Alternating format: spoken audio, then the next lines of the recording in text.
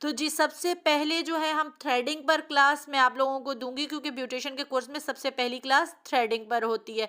तो जी सबसे पहले जो है, थ्रेडिंग क्या चीज़ है? थ्रेडिंग एक ऐसा अमल है जिससे चेहरे, टांगों और के गैर ज़रूरी बाल साफ़ किए जाते हैं। ये एक आर्ज़री और टेम्परेरी तरीका होता है थ्रेडिंग, जिससे हम लोग बाल साफ़ करते हैं। आईब्रोज़ इससे के बाल इससे साफ़ किए जाते हैं, अपर लिप के बाल साफ़ किए जाते हैं। और थ्रेडिंग करने के कोई भी नुकसानात नहीं हैं कि आप लोगों को लगे कि हम थ्रेडिंग कर रहे हैं तो हमारा फेस ख़राब हो जाएगा। ये हो गई थ्रेडिंग की डेफिनेशन कि थ्रेडिंग होती क्या चीज़ है।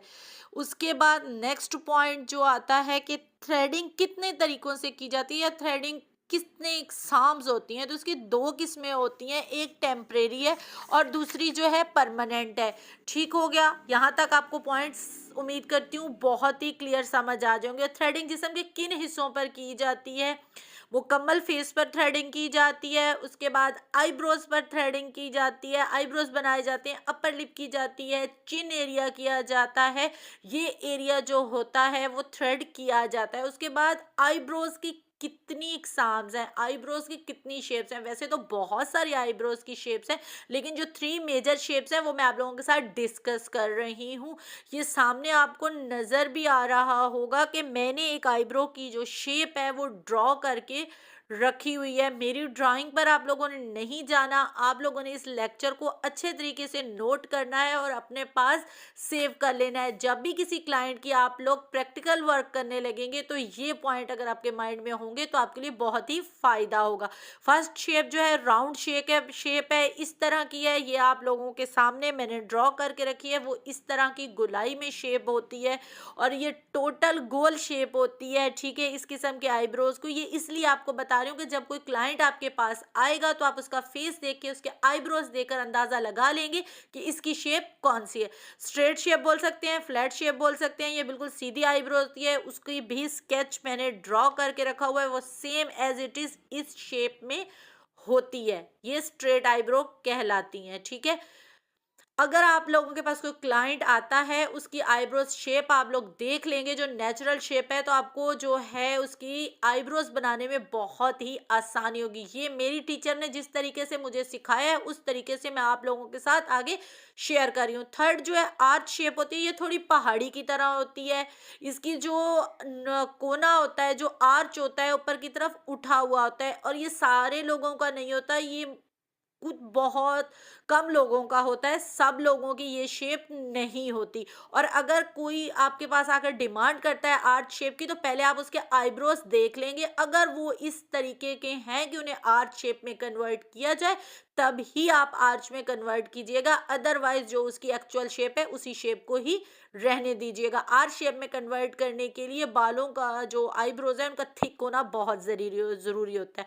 अच्छा, जिन चीज़ों की थ्रेडिंग के लिए हमें ज़रूरत पड़ती है वो मैंने यहाँ पर लिख दी है। कॉटन थ्रेड चाहिए, मेडिकेटेड होना चाहिए, टेल्कम पाउडर ज़रूरी है, उसके बाद सीजर चाहिए हम लोगों को आईब्रोज की जो बाल होंगे एक्स्ट्रा उनको कट करने के लिए, फिर कॉटन वाइप्स चाहिए होंगी।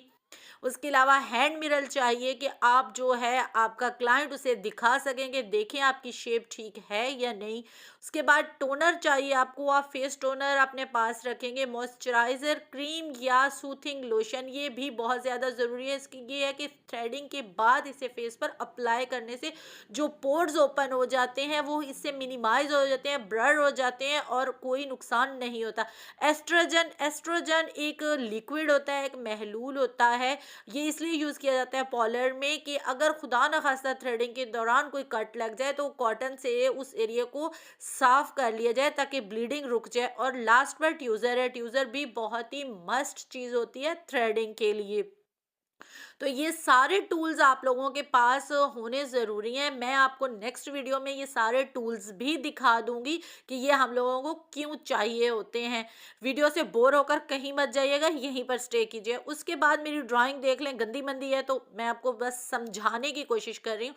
जब हम लोग थ्रेडिंग करेंगे, प्रैक्टिकल वर्क करेंगे तो इसी तरीके से होगा कि नाक का जो चांद बनता है, जो मून बनता है उससे बिल्कुल स्ट्रेट 90 एंगल में बिल्कुल 90 के जो एंगल होगा 90 एंगल में इस तरह स्ट्रेट एंगल में आप लोगों ने देखना है। उसके बाद नेक्स्ट एंगल जो हमारा बनेगा वो 60 का एंगल बनेगा, और लास्ट वाला जो है वो 45 का बनेगा। 60 का एंगल उसकी आर्च से होगा, जब हम थ्रेडिंग करेंगे तो इस तरीके से करेंगे।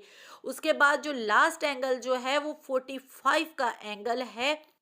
से पहले जो चीज़ हम लोग यूज़ करते हैं थ्रेडिंग के लिए वो थ्रेड है। ये मेडिकेटेड थ्रेड है जो पॉलर में ओरिजिनल यूज़ होता है, और ये जो वाइट वाला मैं आपको दिखा रही हूँ ये लोकल थ्रेड है, आम जो हम सिलाई के लिए यूज़ करते हैं। ठीक है, ये जो ब्लू वाला है ये मेडिकेटेड कॉटन थ्रेड है और पॉलर में यही यूज़ होता है। अगर आप बिगनर हैं तो आप इस वाइट वाले थ्रेड से प्रैक्टिस कर सकते हैं, क्योंकि वो 150 का आता है। इस तरह अगर आप अफोर्ड नहीं कर सकते तो सेकंड नंबर पर जो है सीज़र आप लोगों के पास इस तरह की छोटी होना ज़रूरी है कि आईब्रोज़ के जो एक्स्ट्रा बाल हैं जिनकी लेंथ ज़्यादा है उनको आप कट करेंगे।